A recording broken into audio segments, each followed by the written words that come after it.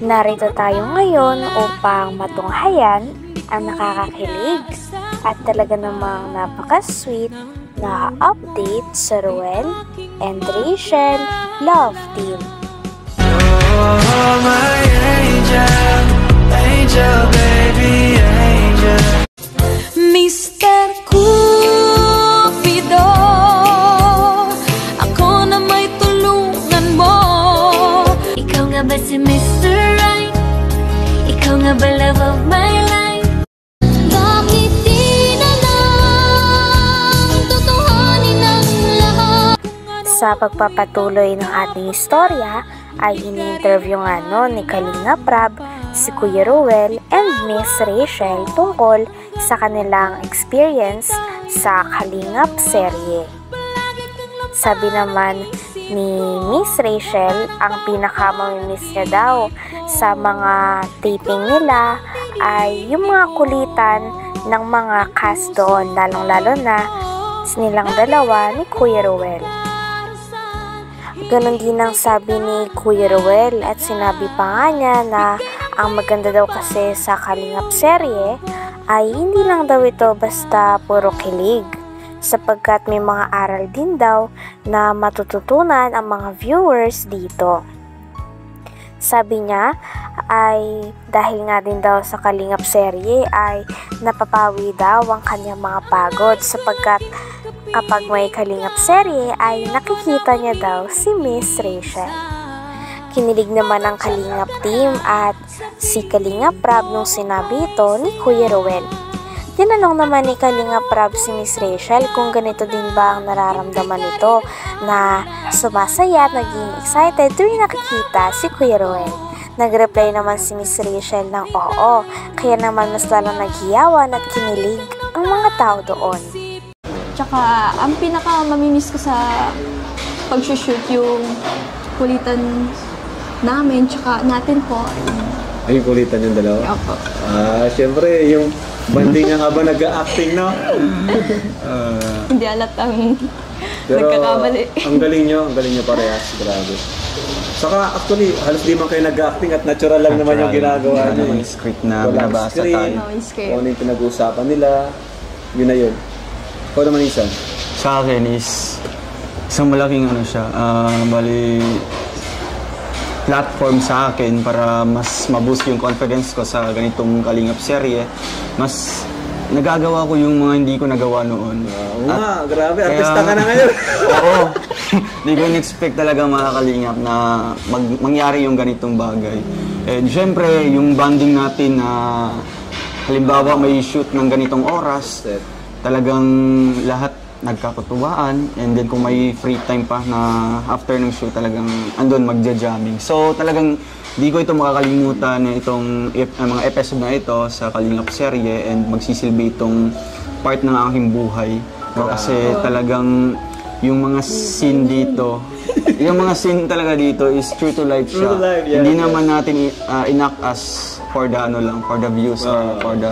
Actually, part siya ng ano natin, charity. Charity natin. Laking tulong na ginagawa nila. Yes, isa din yun mga Kalingap. Oo, na talagang malaking tulong yun sa mga Kalingap artists ni Kalinga Prab, si Rachel, yung mga pumasok na mga iba't ibang characters. Oo.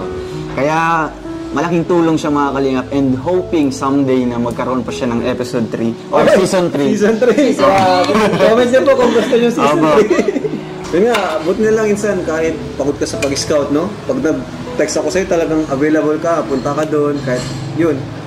Buti. Siyempre insan, pag umagang-umaga magte-text ka sa akin, magte-chat na insan may vlog tayo ngayon sa Rochelle. Talagang wala, wala talagang yung trabaho ko, tigil talaga kung ano man yung plano ko na mag-scout. Kasi pagod ka eh. Oo, kasi pagod ka, talagang napunta ka pa rin. Siyempre, insan, ginaganahan ako kasi kasama ko si Rachel. Bakit ba ako'y lang? Bro, ikaw na nga mag-interview dito. Lagi akong di mo pinapansin. Kasi, bali sa huling part ng season 2, bali, sinishare natin yung ating mga experience. So talagang totoo to yun, insan na. Yun masaya.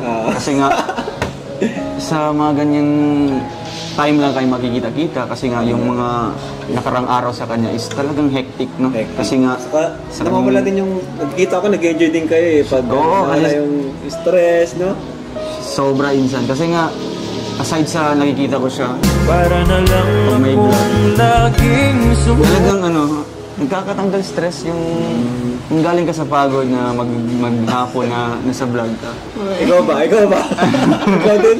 Nakakatanggal ng Ikaw stress din? sa research trip. Joke lang. Ikaw din, pag nakikita mo siya? sa gusto mo. Tinanong naman ni Kalinga Prabang dalawa kung ano ang kanilang paboritong episode doon sa season 2. Sinagot naman ito ni Kuya Ruel at sinabi niya na talagang hindi niya daw sana may compare ang season 1 at season 2 sapagkat may kanya-kanya daw itong katangian at napakaganda naman daw talaga ng naganap sa season 1 pati sa season 2. Ngunit kung papapiliin daw siya ng pinakagusto niyang episode sa season 2 ay yun kung saan sumigaw si Miss Rachel na mahal ko po si Ruel. Sabi nga ni Kuya Ruel talagang parang nag-slow-mo daw ang scene na yon para sa kanya sapagkat talagang napakasarap daw marinig kay Miss Rachel ang mga salitang ganon galing sa kanya. Sabi naman ni Miss Rachel ay natatawang-tawa nga daw siya noon sapagkat napalakas daw ang higit sa kanya noon ni Kuya Ruel. Grabe at memorable talaga sa dalawa ang Kalingap serye na ginanapan nila. Siyempre, insan, may kanya-kanyang explanation din. Yung season 1 talagang, yun talaga yung sa akin na pinaka-tense na mga kasi nga baguhan pa lang. Oo. Grabe yun. Grabe yung season 1. Grabe yun yung yung mga lines ko doon. And season 2 talaga insan, dito talagang nakikita ko na bali natural na lang yung namin, yung act namin. And then isa pa, bali nagre-reflect siya sa mga kabataan ngayon na may mga lesson din na nakukuha. Yun ang nagustuhan ko kasi hindi lang puro kilig yung season 1, di ba? Hindi lang parehas ng season 1 na puro kilig, puro yung katuwaan lang, no? Pero dito sa season 2, natitest yung namin, yung aming relationship as a friend. And isa pa yung aming yung bali mga environment din namin na talagang paano namin i-handle yung mga iba't ibang tao or mga viewers. Kaya dito sa season 2, talagang maganda siya. Okay siya. Nag-improve So season 2 yung niya. Season 2 yung... Ibig sabihin kahit may kontrabida, may Dr. Love, okay lang sa inyo? Okay lang sa amin. Kasi... para sa mga viewers na galit kay Dr. Love, okay lang naman okay po sa amin. Kasi doon namin natitest at doon namin nalalaman sa aming sarili kung ano ba yung namin, yung dapat namin ipaglaban, di ba? Yung anong dapat namin na... Saka may matututunan sila doon kasi unang-una ikaw, matututo sila na kaya naman palang maghintay, no? Yung pasensya, di ba? Saka kahit may kontra, yung hindi susuko ba? Oo. So doon nila malalaman insan, yung yung consistency, no? Kung talagang willing siya maghintay. Andun yung consistency and loyalty sa taong hinihintay niya. Grabe. And isa pa, talagang magiging role model din sa mga kabataan ngayon ng mga nag-aaral. Kasi isa si Rachel talaga sa sa kanyang ginagawa ngayon as a student, marami siyang ginagampan ng role sa kanilang school. Oo. Daming mga activities na napagdaanan natin sa season 2, pero na-handle pa rin niya ng maganda. Napagsasabay naman niya. Kaya the best ang season 2. Yun nga, doon rin siya kumukuha ng allowance, no? Doon sa Kalingap serye. Kaya laking tulong din yung Kalingap serye. Sige na lang tanong ko, anong favorite episode mo sa season 2? Ikaw? Siyempre, insan, yung tumatak talaga sa mga viewers at pati sa akin, yung biglang sumigaw si Rachel na mahal ko po si Ruel. Ako nagagalit sa'yo. Bakit alam Alam mo yung feeling na talagang nag-slow mo yung bigla ko siyang hinila. Slow mo ko. Nag-smile ako dun. Oo nga, tinanggal ko nga yung iba dun eh. Kita yung ngiti mo. Kasi nakakatawa kasi ito. Hindi, Mahila mo naman nalibag sa ako. Oo nga, hindi siya na-orient na talagang malakas yung pagkahila ko pala. Muntik pa ako madapula. Ikaw naman, Rachel, ano yung favorite episode mo? Favorite? Yung... Pagtanda mo pa. Yung last, yung tanungan.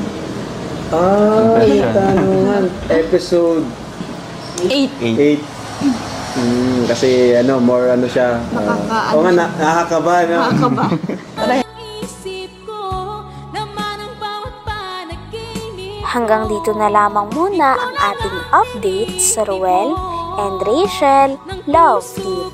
Maraming salamat sa inyong panonood. Hanggang sa muli. Bye!